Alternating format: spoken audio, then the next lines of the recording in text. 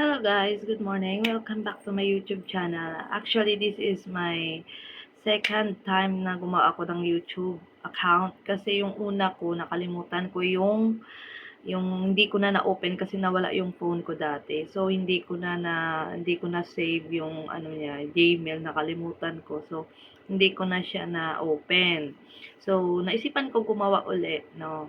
For this time, I gonna share by video about myself at about sa mga nangyayari sa buhay ko dito sa Hong Kong. Tapos siyempre, pinaka-importante, gusto ko rin mag-share about sa sakit ko na para magiging aware din yung iba kung bakit mayroong ganyan, ganyan.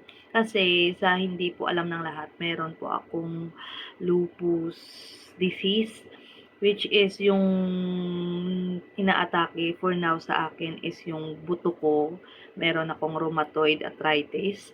Tapos meron akong skin disease also. Hindi ko alam, hindi kasi ma-explain sa akin ng kasi yung private doctor na inano ko, pina-check upan, alam naman niya na sinabi ko sa kanya na may history ako sa hospital ng lupus. Every 3 months, bumabalik ako ng hospital dito sa Hong Kong para magpa-check to monitor my case, my situation, monitor yung kondisyon ng katawan ko.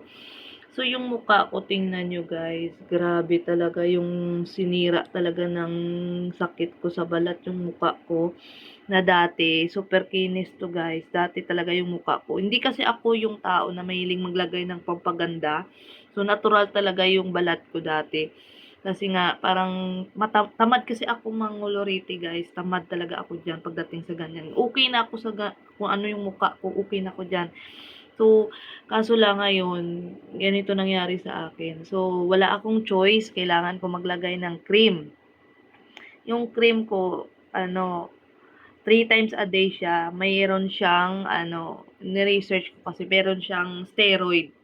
So, hindi mo rin siya gawing pang long time. Kailangan lagyan mo lang siya ng, I think, a week lang siguro. Kasi pag sobrang tagal na, masisira din yung balat mo. Kaya ang hirap talaga ng mga taong mayroong autoimmune disease. Kasi sa akin, autoimmune disease yun eh. So, naging lupus siya kasi dalawahan yung ano sa akin. So, tingnan nyo naman. No, sa mga, hindi talaga natin malalaman yung sakit natin kung kailan darating. Kasi before ako nagpunta ng Hong Kong dito, is healthy talaga ako. Physically fit ako. Tapos, sa mga video ko dyan, dati, no, ina-upload ko yung mga short videos ko. As in, healthy talaga ako dati, no, makinis. Pero ngayon, tingnan nyo naman, kung saan pa tayo tumanda, doon pa talaga tayo pumangit. Pero okay pa din, blessed pa rin tayo kasi buhay pa tayo. Yun yung pinaka-blessed pa rin, tsaka ipapasalamat natin kay Lord na kahit sa kabila ng mga negative na nangyayari sa atin, at least nang hindi tayo iniiwan.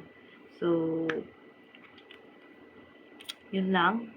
Update ko kayo sa susunod kung mawala na siya. Kasi ngayon, under putting the cream pa siya, na nilalagyan ko pa siya 3 times a day. So, ngayon, please subscribe my channel, Char. And thank you so much for watching. Bye!